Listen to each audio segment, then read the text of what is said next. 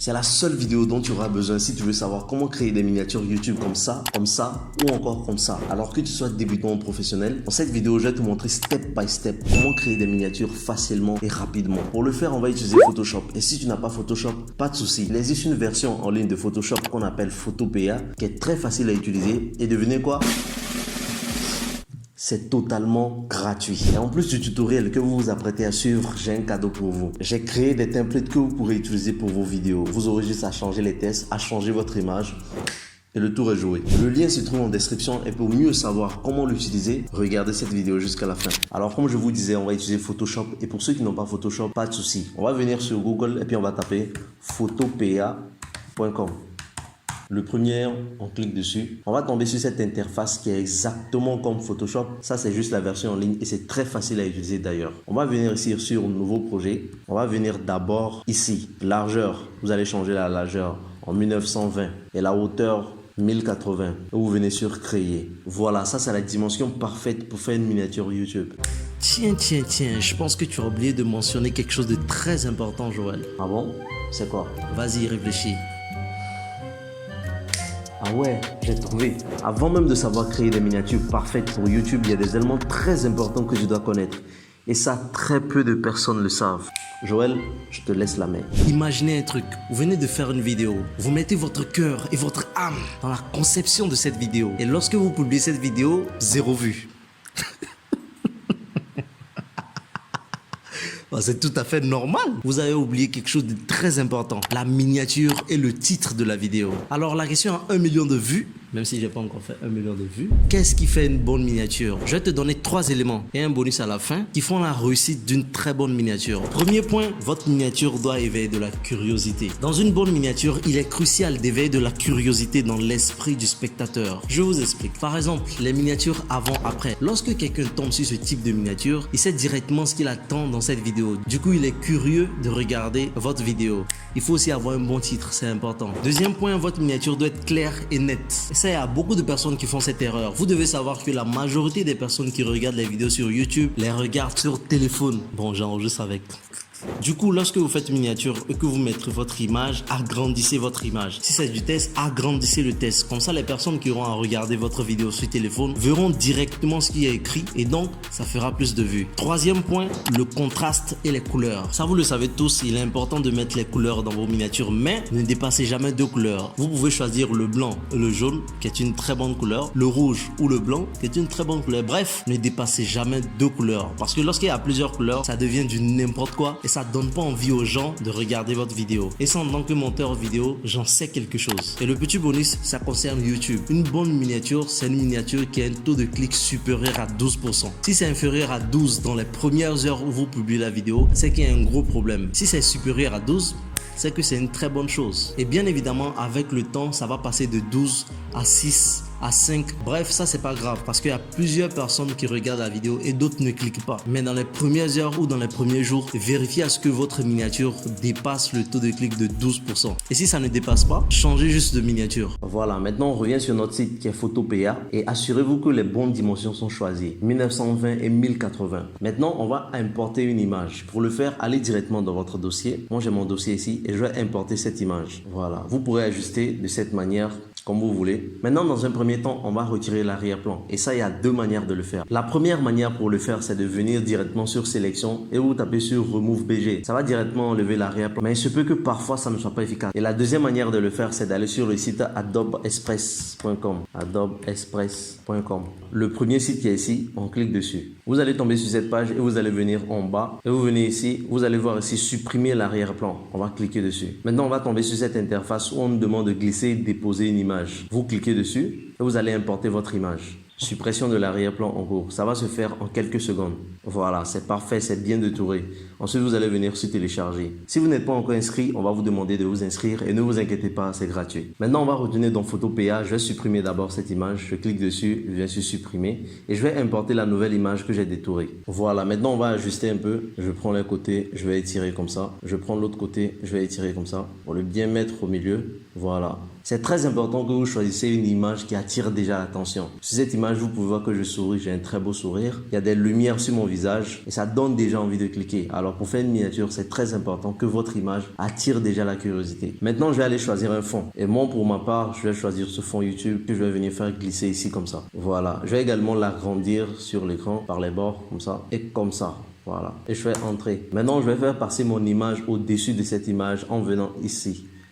Comme ça, c'est bon. Par moment, si vous voulez sélectionner une image, c'est très simple. Vous cliquez sur l'image et vous allez venir contrôle de transformation. Voilà, ça vous permettra de sélectionner l'image et vous pourrez agrandir. Vous pouvez déplacer selon ce que vous voulez. Voilà. Maintenant, je reviens sur mon fond. Je clique dessus. Ensuite, je vais me rendre dans Réglages. Réglages, c'est ici. Mais si vous ne voyez pas Réglages d'un coup, vous pouvez venir dans la fenêtre ici. Vous allez voir Réglages. Vous devez cocher Réglages si ce n'est pas encore présent chez vous. Maintenant, je vais aller dans Courbe et je vais diminuer la courbe pour que le fond soit un peu assombri, comme ça.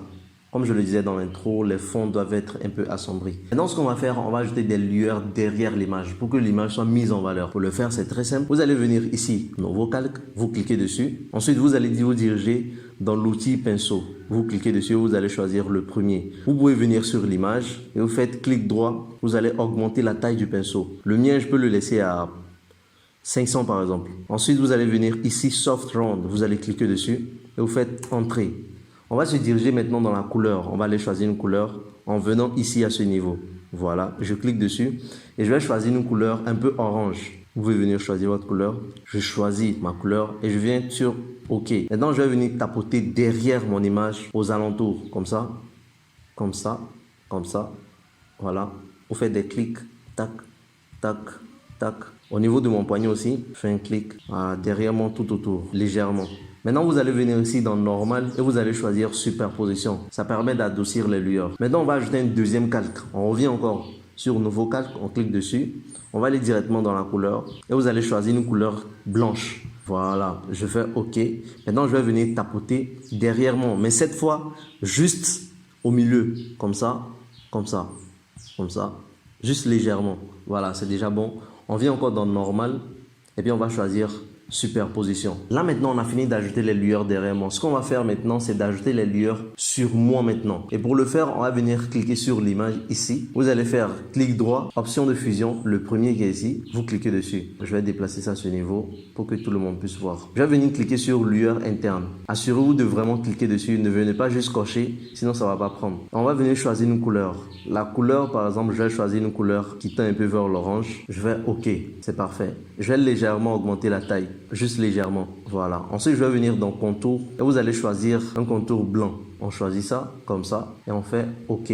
On vient ici, on fait OK. Vous pouvez déjà même voir la différence que ça a donné. Maintenant qu'on a fait ça, vous allez venir ici, dans Effet. Vous allez voir une petite flèche ici. Vous allez cliquer sur la flèche. Il y a Effet, contour et lueur. On va venir sur Effet, clic droit, Créer calque. Vous cliquez dessus. Ça va détacher de l'image ce qu'on vient d'ajouter. Ça nous permettra facilement de contrôler. Voilà le premier ici. Voilà. Et le deuxième, le voilà ici. Voilà. Ce qu'on va donc faire maintenant, on va venir sur le premier.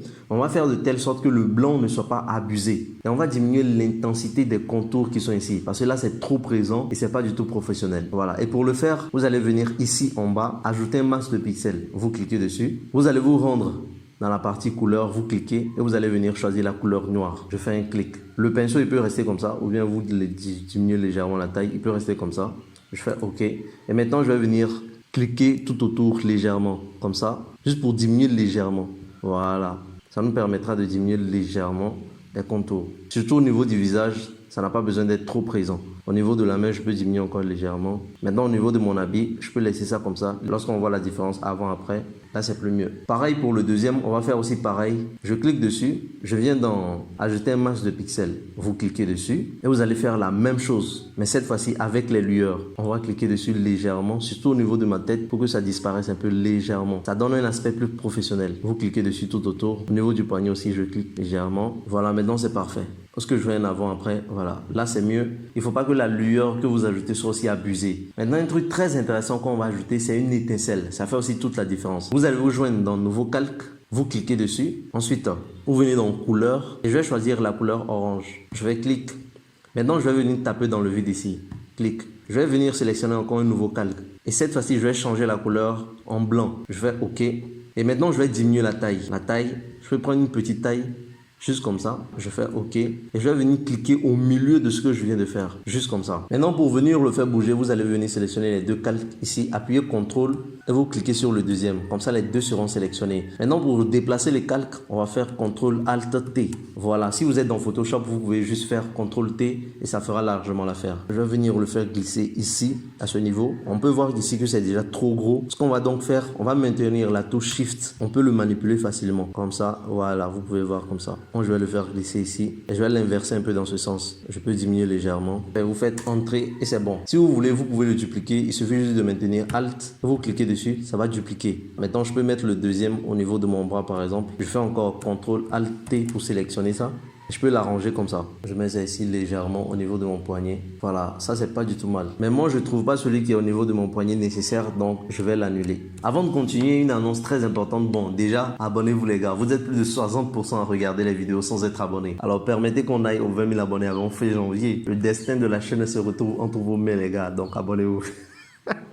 Donc j'allais dire, pour tous ceux qui sont monteurs vidéo freelance et qui veulent devenir libre financièrement avec le freelancing, mon équipe et moi on organise bientôt une formation qui va sortir. Et cette formation ne va pas se baser uniquement sur le montage vidéo, mais aussi comment trouver des clients, où trouver des clients, comment facturer des clients pour vivre pleinement du freelancing. Alors il y a une liste d'attente dans la description que vous pouvez rejoindre et dès que ça sera prêt, vous serez les premiers qui seront informés car les gars, ça sera prêt bientôt et croyez-moi, vous ne voulez rien rater. On continue. Maintenant ici, je peux voir que mon visage est un peu flou et pour régler ça, c'est très simple. Je vais venir cliquer sur mon image et puis je vais aller dans filtre. Voilà, je vais venir ici, netteté optimisée. Je clique dessus et vous pouvez légèrement vous amuser avec le taux, juste légèrement, le rayon aussi légèrement. Je fais OK et on peut voir la différence ici. Voilà. Ok, maintenant on va rajouter des tests et avant de rajouter les tests, on va légèrement flouter l'arrière-plan. Pour le faire, c'est très simple. On va venir sur le fond d'arrière-plan. Ensuite, on va aller dans filtre. Vous allez choisir flou et vous allez venir ici flou gaussien. Voilà. Ici, vous pouvez manipuler selon ce que vous voulez. À ce niveau, c'est bon pour moi.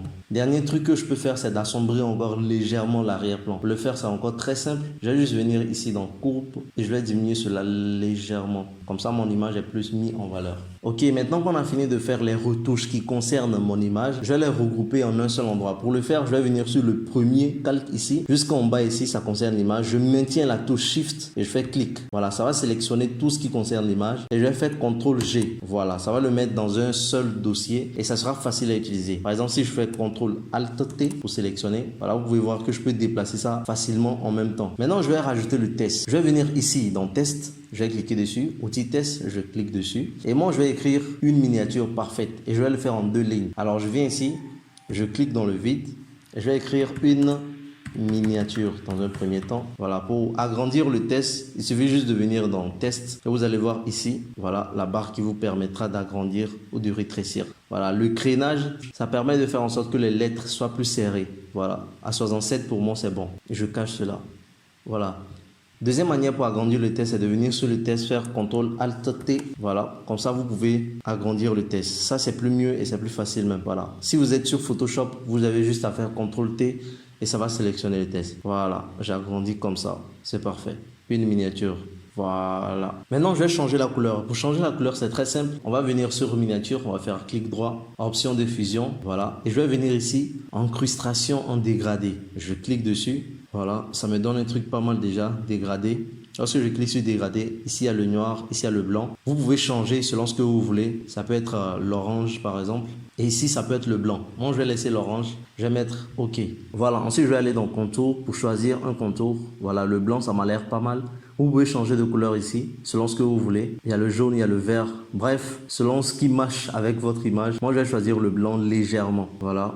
J'augmente ça légèrement de cette manière. Voilà, comme ça c'est déjà pas mal. Et dernier truc que je peux faire, c'est d'ajouter de l'ombre portée. Le produit, je vais le laisser ça en normal. Je peux légèrement venir m'amuser avec ça pour déterminer où je veux que ça reste. Voilà, je peux laisser ça à ce niveau. Bien évidemment, vous pouvez diminuer le propagé légèrement comme ça. Voilà, ça donne un bon style. Ok, maintenant j'essaie ici, ça m'a l'air pas mal. Et pour dupliquer, il suffit juste d'appuyer Alt, un peu de maintenir la miniature. Voilà, vous allez voir que ça va le faire glisser d'une manière horizontal. Bien, c'est vertical, je sais pas. Bref, ça vient juste en bas comme ça. Et voilà, on va double-cliquer sur ça. Et puis, on va changer le texte en parfaite. Miniature parfaite. Même chose, vous pouvez aussi changer la couleur ici. Et pour ça, je vais venir changer la couleur. Cette fois, j'ai juste besoin de cliquer sur la flèche. Et je viens dans la partie incrustation dégradée. Je clique dessus 2 fois. Et voilà, je peux changer de couleur.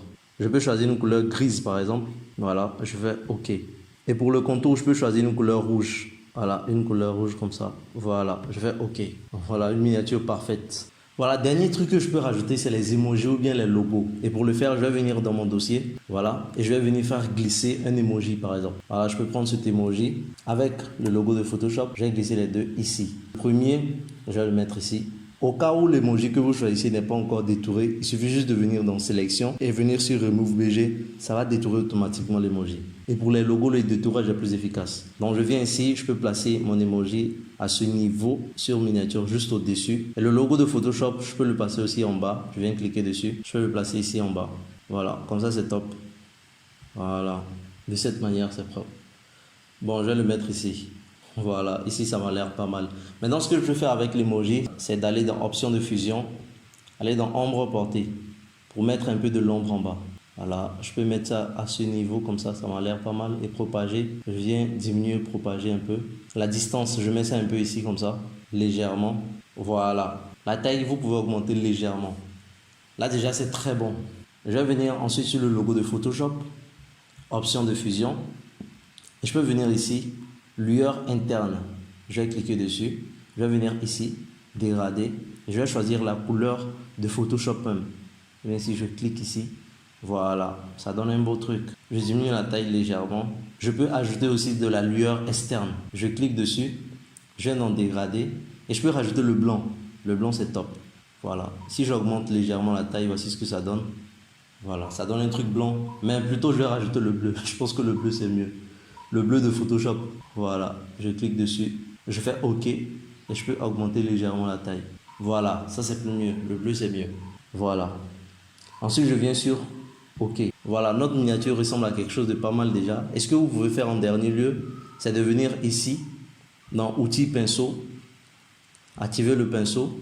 Vous pouvez choisir une taille comme ça. On va venir choisir une couleur qui tend un peu vers l'orange encore une fois. Voilà. Et on va venir tapoter en haut. Voilà, c'est parfait. Ensuite, un truc que je peux faire pour le test, c'est d'ajouter un peu de lueur sur le test. Et pour le faire, c'est encore très simple. Je viens créer un nouveau calque. Je vais dans Crayon. Je clique dessus, Outils pinceau. Et voilà. Je vais venir choisir une couleur qui tend un peu vers l'orange. On va toujours rester dans la superposition. Voilà. Vous pouvez agrandir la taille de cette manière. Ça, c'est déjà pas mal. Je vais venir cliquer ici comme ça, de cette manière. Je vais venir créer encore un autre calque. Et cette fois-ci, je vais choisir le blanc. Juste comme ça. Je vais diminuer la taille pour que ça soit plus petit. Je viens cliquer au milieu comme ça. Voilà. Ensuite, je choisis les deux calques que je viens de créer en maintenant la touche CTRL. Ensuite, CTRL ALT T. Comme ça, je peux facilement manipuler ça.